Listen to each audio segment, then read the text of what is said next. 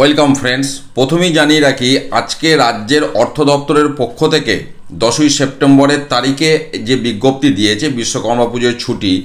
তো রাজ্য সরকারি কর্মীদের যে হলিডে লিস্ট ছিল 2025 সালে, সেখানে কিন্তু 17ই সেপ্টেম্বর বিশ্বকর্মা পুজোর জন্য কোনো ছুটি ধরা ছিল না।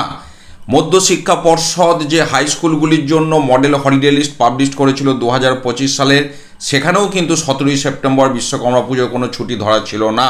কিন্তু প্রাথমিক শিক্ষা পর্ষদ থেকে যে হলিডে লিস্ট বের করেছিল 2025 সালের, সেখানে কিন্তু 17ই সেপ্টেম্বর বিশ্বকর্মা পুজোর ছুটি ধরা ছিল।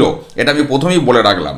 এবার যেহেতু রাজ্যের কর্মীদের জন্য ছুটি ধরা ছিল না, তাই 17ই সেপ্টেম্বর 2025 বুধবার বিশ্বকর্মা পুজো উপলক্ষে একটি ছুটি ঘোষণা করা হয়েছে। এবং এই ছুটি শুধুমাত্র যে স্টেট গভর্নমেন্টের অফিস বন্ধ থাকবে তাই নয়, এডুকেশনাল ইনস্টিটিউশন এবং আর যা যা আছে, অর্থাৎ এই বিজ্ঞপ্তির বলেই কিন্তু বিদ্যালয়গুলিও ছুটি থাকবে যেখানে যেখানে ছুটি ছিল না। এবার আপনারা হাই স্কুলগুলোর ক্ষেত্রে দেখা যাবে অনেকে হয়তো আপনাদের হলিডে লিস্টে ছুটি দিয়ে রেখেছেন, তো ছুটি দিয়ে রাখলে সে বিষয়টা আলাদা।